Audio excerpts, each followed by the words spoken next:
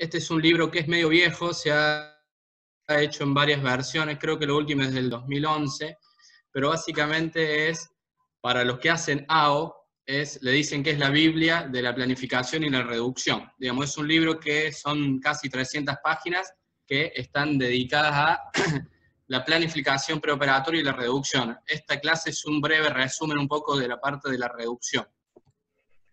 Los objetivos de la clase va a ser un poco diferenciar y hablar de los tipos de reducción que hay, sobre todo reducciones directas e indirectas y reducciones anatómicas y funcionales, las ventajas y desventajas de cada técnica, cuáles son las indicaciones precisas de cada técnica.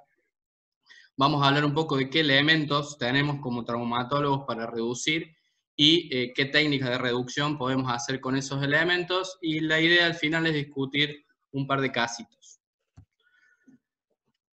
Los objetivos de una reducción quirúrgica. La reducción quirúrgica, ¿por qué reducimos las fracturas? Primero, obviamente, para restaurar lo que es la longitud, la alineación axial, la rotación y las fracturas diafisarias y metafisarias. Para restaurar la anatomía de las fracturas cuando son fracturas articulares.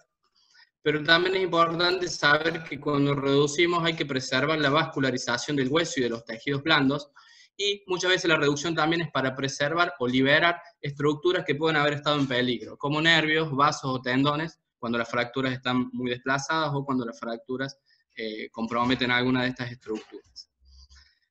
Dijimos que hay distintos tipos de reducción. La reducción anatómica es la que siempre decimos a punta de lápiz, o reducción como punta de lápiz, cuando uno deja los fragmentos como estaban. En la reducción funcional vamos a ver que lo importante son los ángulos. Después tenemos reducciones que son directas y las reducciones indirectas.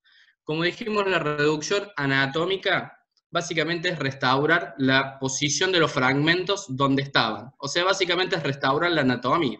La misma palabra lo dice. Siempre y cuando sea posible, pero es esencial para la curación del cartílago y la normal función de la articulación.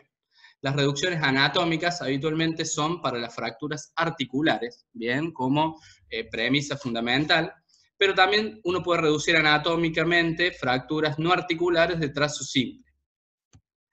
La reducción funcional, en cambio, es cuando uno restaura longitud, eje, rotación de los fragmentos de una fractura en una posición en la cual se asegura una función normal tras la consolidación de la fractura. ¿Bien? O sea que tenemos que poner en la posición correcta las articulaciones adyacentes, pero no es necesario reducir anatómicamente todos y cada uno de los fragmentos. Habitualmente esta reducción es útil para fracturas diafisarias tipo B o tipo C, como vamos a ver. ¿Qué quiere decir esto de dejar las articulaciones adyacentes? Quiere decir que en este caso tenemos una fractura de fémur, en donde nosotros alineando el fémur proximal con el fémur distal, en todos los ejes, alineación, rotación, en la longitud, lo que pasa acá al medio con la fractura básicamente no nos importa, mientras esto, repito, quede alineado. Esto es lo que sería una reducción funcional de una fractura. Con respecto a la reducción directa es cuando los fragmentos se manipulan directamente y se reducen. Generalmente se expone el foco de fractura, pero no siempre. Pero en líneas generales, uno habitualmente para hacer una reducción directa debe exponer la zona de la fractura. En este caso, la exposición de una fractura intercondylia del fémur. ¿Qué elementos tenemos para la reducción directa? Podemos usar pinzas de reducción, palanquitas o retractores de Hohmann, se puede usar alambre, se pueden usar clavijas y se pueden usar distintos tipos de clavos. ¿Cuál es la ventaja de la reducción directa? Básicamente que uno tiene visión directa sobre la reducción y tiene el chequeo inmediato de que la fractura está reducida. ¿Cuáles son las desventajas? Es que, como dijimos, hay que exponer el foco y muchas veces esto lleva a una mayor desperiostización. Las reducciones indirectas, en cambio, es cuando las fuerzas para la reducción se aplican a distancia del foco de fractura. el foco de fractura habitualmente no es expuesto, o si uno expone el foco para una reducción indirecta, habitualmente lo hace de una forma mínimamente invasiva. ¿Cuáles son los elementos que usamos para una reducción indirecta? Una mesa de tracción, tracción manual, la tracción a sangre de residente joven, los distractores, los fijadores externos, después podemos usar distintas clavijas o shunt tipo joystick, y también a veces nos ayudan las guías endomedulares, como vamos a ver en un rato. ¿Cuál es la ventaja de la reducción indirecta? Y principalmente que preserva todo el aporte vascular de la fractura. Al no exponer el foco, son reducciones muy biológicas. La otra ventaja es que muchas veces reduce la necesidad de injerto óseo. La desventaja es que técnicamente es más difícil, requiere una muy buena planificación de la cirugía y requiere más uso de intensificador de imágenes, o sea, nos irradiamos más cuando hacemos este tipo de reducción. De todas estas reducciones surge un nuevo concepto que es la reducción biológica. ¿Qué quiere decir? La reducción biológica implica un equilibrio entre la reducción directa y la reducción indirecta para la manipulación de estos fragmentos, de forma que uno pueda reducir la lesión de las partes blandas y sobre todo de la vascularización. Hay una frase de Girleston que dice que el hueso es una planta con sus raíces en los tejidos blandos, y cuando estas conexiones se rompen, no se requieren las técnicas de un carpintero, como nos suelen decir, sino la comprensión de un jardinero para el cuidado del paciente. Esta es una frase muy masuchalística, pero bueno, quería decirlo. Con respecto a esto, ¿hacia qué evolucionamos? La idea es pasar de esto, que es lo que se hacía antes, pasar por esto y finalmente tratar de llegar a esto, en donde uno puede reducir, puede fijar una fractura con la mínima lesión de las partes blandas. ¿Cuáles son los factores que determinan el tipo de reducción? Como dijimos, el tipo de fractura. Dependiendo de la fractura que tenemos, va a ser la reducción que vamos a elegir. Por ejemplo, dijimos que las fracturas articulares, la mayoría de las veces necesitan una reducción directa para poder ver específicamente la reducción. Las condiciones de las partes blandas también. Muchas veces uno necesita abordar el foco, pero puede ser que en esa zona haya flictenas, haya ampollas, o haya sido una fractura expuesta, y muchas veces uno tiene que cambiar la táctica o la técnica de la reducción. Es muy importante el instrumental y el equipamiento que usemos. No es lo mismo operar una fractura de fémur en la Reina Fabiola que operarla en Oliva, donde a lo mejor no tenemos mesa de tracción, en vez de 4 ayudantes somos 2, entonces todo eso también hay que tenerlo en cuenta. Y otra cosa muy importante es la experiencia del cirujano. Como dijimos, las reducciones indirectas son técnicamente más difíciles, requieren más planificación, por lo tanto, a la hora de dejar una fractura bien, si uno no tiene mucha experiencia con la técnica indirecta, bueno, hará una reducción directa, a lo mejor con más desperiodización, pero por lo menos se va a asegurar una buena reducción. Como dijimos, tenemos elementos y distintas técnicas de reducción en nuestro arsenal traumatológico. Vamos a empezar con cosas simples. Las pinzas reductoras o las pinzas de Weber, pinzas de punta, básicamente se usan para la reducción directa principalmente porque uno está trabajando sobre el foco. La ventaja es que uno puede manipular directamente los fragmentos. Hay una mínima lesión del periósteo porque son zonas que solamente comprimen en la punta de la pinza. Se pueden aplicar de forma percutánea, o sea que si bien uno puede hacer una reducción directa, no necesariamente tiene que ser abierta. Los riesgos es que se pueden resbalar sobre el hueso, uno puede lesionar estructuras nobles si hay estructuras cercas. A veces, cuando se usan de forma percutánea, en pacientes muy obesos o en miembros muy edematizados, a veces la pinza uno la quiere cerrar sobre la pierna y las partes blandas no te lo dejan. Y otras veces que uno tenga que aplicarla muchas veces y empieza a lesionar el hueso. Esta es la forma, este es un video con la técnica de reducción. Esta es la técnica con dos pinzas, en donde uno fija un fragmento y con el otro le devuelve la longitud y la rotación. Y la otra técnica... Perdón un segundito. La otra técnica es con un solo pin, que es el que nos ven a hacer muchas veces cuando reducimos un peroné, en que uno con uno solo puede devolverle la longitud, la rotación y reducir la fractura. Bien, estas son las técnicas, como dije, técnicas con pinzas. La otra forma de reducir puede ser con el reductor, con el retractor o con la palanquita de Hohmann. Es una buena técnica porque permite una gran fuerza y se puede aplicar directamente sobre el foco con un mínimo bordaje. Los riesgos es que se puede fracturar cuando uno empieza a hacer fuerza o que se pierda la reducción cuando uno saca el retractor.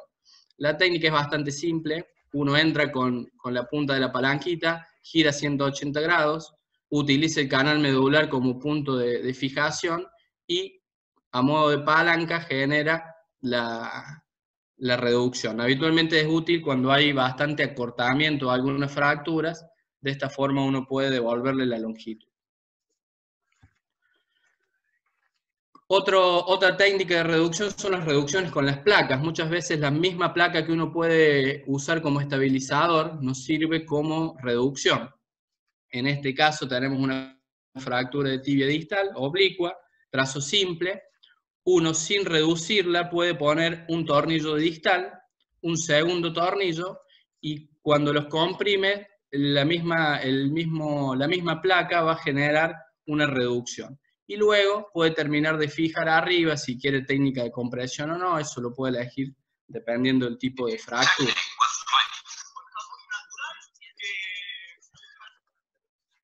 Esta es la técnica, uno apoya la placa sin reducir, y cuando empieza a atornillar, la placa la fractura se empieza a reducir. Bien. Esto sirve principalmente para fracturas de trazo simple con cierta oblicuidad, donde uno pone la placa del lado en donde se genera el cizallamiento. Y esa es para una fractura diafisaria. Nosotros muchas veces la usamos en los perones, en los abordajes posteriores. Uno puede hacer un pretensado de la placa, le da cierta forma, y cuando genera la compresión con el tornillo, la misma placa es la que reduce la fractura. Y lo otro que se puede usar es, una vez que esté reducida la fractura, si la placa es de compresión dinámica, uno puede aprovechar los tornillos excéntricos, mediante los cuales, una vez que redujo la fractura, como vimos hace un ratito, con el segundo tornillo le puede dar compresión al foco. En este caso la placa tiene que ser de diseño de compresión dinámica, obviamente, y el tornillo se coloca excéntrico. Después esto se ve en la clase de osteosíntesis, pero el tornillo al estar excéntrico genera que al entrar se mueva la placa y con eso se genera una compresión en la zona de la fractura. El cerclaje con alambre también nos sirve para reducir. Son útiles principalmente cuando hay tercer fragmentos en ala de mariposa o en cuña. Se puede dejar luego de la osteosíntesis definitiva como un método de estabilización más. Este es un caso que saqué de internet. Esta es una fractura del fémur proximal con un tercer fragmento bastante grande, en donde uno viendo esta fractura parecería que el clavo es poco probable como alternativa, pero haciendo un buen cerclaje de la zona intertrocantérica y subtrocantérica, uno reduce la fractura y ya en esta posición es un poco más fácil enhebrarla con un clavo y uno puede completar la osteosíntesis. Como dijimos, es el método de cerclaje. Recuerden que esto principalmente es para fracturas con un tercer fragmento, en donde uno lo puede reducir con pinzas o con un clamp, y luego con el cerclaje le termina de dar la reducción. ¿Por qué es importante esto? Porque una cosa difícil y que siempre nos pasa es que uno muchas veces logra una buena reducción, pero a veces entre la reducción y la fijación definitiva, la reducción muchas veces se pierde. Entonces estos son técnicas en donde uno puede mantener la reducción que logró hasta que hace la síntesis definitiva. Este es el clamp colineal. La verdad es que yo no lo conocía hasta que hice el curso AO, Es una herramienta que yo nunca la vi en las mesas de osteosíntesis que tenemos, pero bueno, existe, la caja de síntesis la tiene. Básicamente lo que tiene, yo se los quería mostrar porque está bueno para conocerlo, es una pistola que tiene esto, que a medida que uno lo gatilla, esto corre y se va acercando al hueso. Y trae distintos tipos de clamp, por ejemplo este clamp chiquito para una fractura de tibia, este clamp más grande para una fractura de pelvis, este clamp bien abierto para usarlo de forma percutánea, o este tipo hook. Lo que hace esto es que una vez que uno reduce la fractura, a medida que va gatillando, esto se va acercando hacia el hueso, y tiene la ventaja de que al ser canulado permite que uno, una vez que lo tiene reducido, puede poner una clavija o hasta incluso puede poner un tornillo. La verdad que está muy bueno. Repito, yo no lo he visto, no me ha tocado usarlo nunca, lo conocí cuando hice el curso AO, pero básicamente funciona así. Uno introduce en el foco de fractura, sostiene de un lado y con lo otro, a medida que va gatillando, esto va empujando hasta que la fractura se reduce. Y uno hasta incluso, como le digo, puede poner un tornillo o una clavija a través del mismo clavo. Se puede usar solo, se puede usar en este caso como una técnica de reducción accesoria cuando uno ya tiene cierta reducción lograda. Se llama clamp colinear.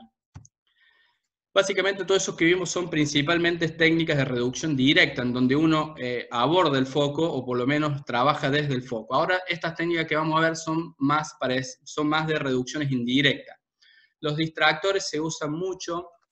Este puntualmente es lo que se llama un distractor femoral, que también es de la O, pero hay distractores más pequeños, o hay técnicas, si no tenemos un distractor, yo les voy a mostrar cómo uno puede usar técnicas de distracción con elementos que conocemos. Básicamente esto se usa principalmente para fracturas conminutas, que son diafisarias o metafisarias, en donde uno hace primero una reducción directa, una estabilización de la zona articular, y luego todo esto que está conminuto para ganar longitud genera distracción con este aparato. La distracción por ligamento taxia, todo esto imaginen que el foco acá está todo cerrado, uno no abre nada, por lo tanto las inserciones musculares solas van a ir alineando los fragmentos de forma que se estabilicen, y una vez que uno ganó la longitud puede hacer la osteosíntesis definitiva. Otra opción es para fracturas articulares con gran impactación. A veces estas fracturas son difíciles de desimpactar, sobre todo las fracturas de platillos tibiales. Por lo tanto, uno puede usar el distractor para generar esa desimpactación y luego colocar la osteosíntesis definitiva. Y un poco de colación de esto es la técnica push and pull, que es de tirar y comprimir, o tirar y empujar en realidad. Uno logra distraer y comprimir con instrumentales que ya tenemos. Por ejemplo, esto es un separador de láminas y esto es un Davier.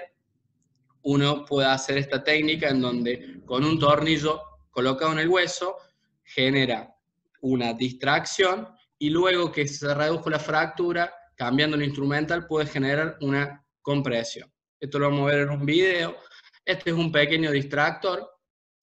Como les digo, esto primero lo que uno hace es distraer, la distracción genera una reducción de algunos fragmentos o a veces sirve para aportar injerto adentro del foco. Esta es una fractura que no parece multifragmentaria, pero uno pudiera abrir para terminar de acomodar algún fragmento o para aportar injerto. Y una vez que uno hizo la distracción, logró la reducción, logró la longitud, logró el objetivo que uno quería, este tipo de distractor se cambia y como se generó la distracción, ahora se puede generar la compresión. Ahora les voy a mostrar, no sé si en este video o en otro, la forma, y este es el push and pull, como les decía, con un distractor. Con un separador de lámina uno tiene que poner un tornillo por fuera de la placa, genera esto, genera la distracción, y una vez que generó la distracción, con el Davier genera la compresión. Los tuctores externos se pueden usar, funciona similar a un distractor, se usa mucho en las lesiones articulares, en donde uno a veces acá no puede poner el distractor, entonces tiene que puentear la articulación y como muchas veces la articulación es angulada y el distractor es recto, a veces uno puede colocar el tutor. El tutor mantiene la reducción, uno hace la osteosíntesis definitiva, después lo puede sacar, o si son fracturas muy complejas o muy inestables, incluso uno lo puede dejar también, como pasa a veces en las fracturas de muñeca, que uno hace una estabilización interna, pero le deja el tutor a modo de prevención en los casos que son muy, muy convenientes. Ligamento medular. Esto la verdad que nunca lo usé, nunca lo hice y nunca lo voy a hacer, pero es una buena alternativa. Son los TEN, los que usa Congin, los que usa Noguera, muchas veces en fracturas muy inestables. Este caso lo saqué de internet. Bueno, el caso es una paciente que no podía ser enclavada con un clavo endomedular de fresado porque había sido un politrauma, tenía una lesión pulmonar, por lo tanto, para no abrir el foco, se enhebró con un clavo de titanio, se colocaron 2 clavos de titanio, y luego que se mantuvo la reducción, se hizo la síntesis con una placa de forma percutánea. Fíjense cómo la placa se desliza submuscular, y solamente se colocan los tornillos arriba y abajo. Y gracias a los tornillos endomedulares que después se retiraron, uno logra hacer la osteosíntesis con una fractura más estable o más reducida. Los tornillos Poller los puse acá porque en realidad son ayudantes en las reducciones, sobre todo en las fracturas que se tratan con clavos endomedulares, principalmente de la tibia y del fémur. ¿Cuál es el problema de la tibia y del fémur? Sobre todo las fracturas que son o muy proximales o muy distales, como hay un aumento del canal medular, genera un efecto de campana. Por lo tanto, todos los que hemos puesto clavos de tibia muy distales o fracturas de fémur distales, siempre es un problema manejar el varo valgo o la flexión, el curvatum o el recurvatum de las fracturas cuando son muy distales o muy proximales. Por lo tanto, los Poller son técnicas de reducción y además aumentan la estabilidad del clavo. Básicamente, los tornillos Poller se usan principalmente para evitar, por ejemplo, que en un fémur pase esto, que el clavo que acá viene bien, no termine en el centro del intercondilio, sino que por una lesión acá se vaya, en este caso, en varo. Por lo tanto, uno puede colocar tornillos. Los tornillos se colocan hacia donde uno no quiere que vaya el clavo. En este caso, como esta es una fractura que tiene un tercer fragmento medial, lo más probable es que el clavo se vaya hacia medial. Por lo tanto, se puede colocar 1 o 2 tornillos del lado medial para que el clavo, cuando entre, toquen los tornillos, toquen el tornillo y se dirija hacia la médula. ¿Bien? Acá pasa algo similar en una tibia. En este caso, la tibia sigue hacia el valgo, o el fragmento distal sigue hacia el valgo. Entonces, en la cortical externa se colocan 2 tornillos que van en la cortical y lo que hacen es adelgazar el canal medular para que el clavo tenga menos posibilidad de irse hacia el varo o hacia el valgo. Esto es algo similar, nada más que esto se lo coloca antes del fresado para que el fresado ya vaya a donde uno quiere y uno evite esto que no es tan infrecuente. Muchas fracturas nuestras, a veces cuando las miramos después, decimos, le podríamos haber puesto un Poller para evitar daneo en la zona distal de la fractura.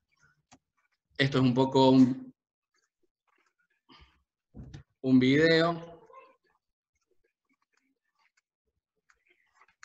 En este caso, se coloca el Poller, como les decía, hacia el lado donde uno no quiere que vaya el clavo. En este caso se coloca del lado lateral para que el clavo termine en la zona del centro del canal. En este caso el clavo ya está puesto y fíjense que cuando uno pone el Poller, como sola la fractura busca reducirse.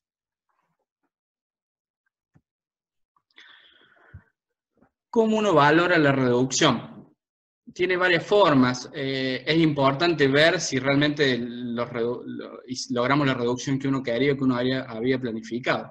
Lo más sencillo es la inspección directa. Cuando uno hace una reducción directa, está viendo, en este caso habitualmente es la articulación, uno ve la articulación, ve cómo quedó.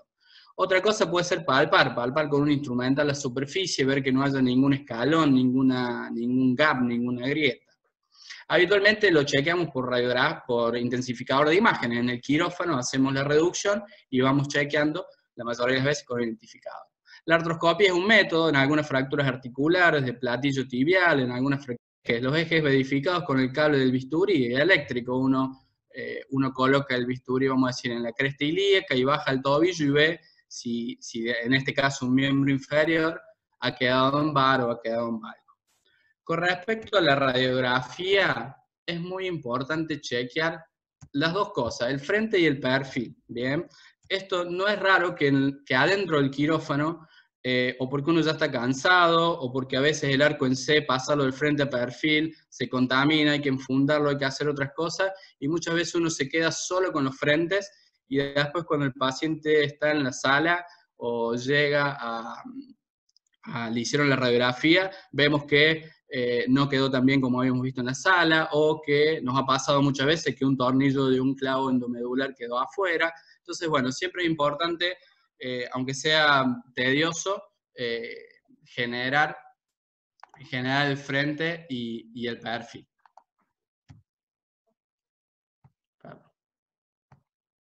Bueno, un poco para terminar esta primera parte de la parte teórica, lo que quiero que se lleven a casa es que la reducción siempre debe planificarse antes de la cirugía. O sea, uno ya tiene que entrar al quirófano, sabe, esto lo vamos a hacer mucho hincapié en la clase de planificación, pero uno tiene que saber qué va a hacer en la cirugía. No se puede poner a improvisar adentro. ¿Por qué? Porque como ustedes vieron hay muchas técnicas, hay cosas que uno debe pedir de antemano. Si uno cree que es una fractura compleja, que va a necesitar mesa de tracción, tiene que estar avisado a la gente. Si uno necesita cierto instrumental específico, debe contar en el momento.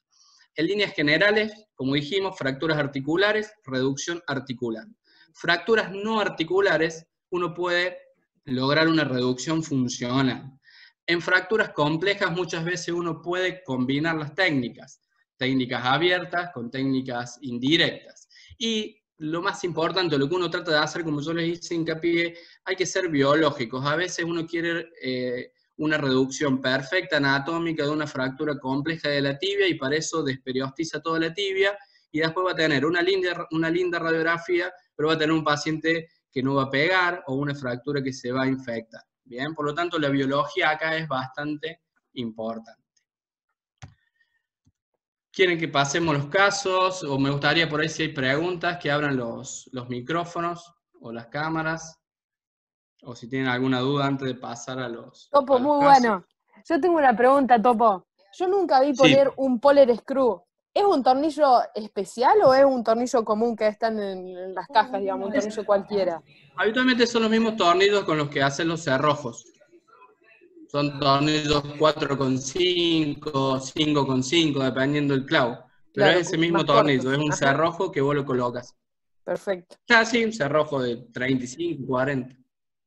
Perfecto, gracias, Topo. Muy buena. Una acotación, Topo.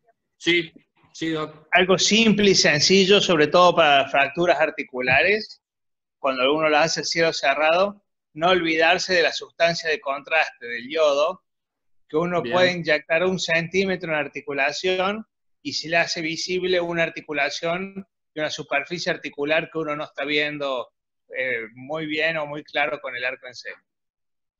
Bárbaro. Muy bien, Doc. Mati, Sí. Te felicito, pero yo preferiría que pasemos a los casos, cosa que al final vos puedas sacar la presentación, ponemos todas las fotos y ahí hacemos una pequeña charla, una discusión.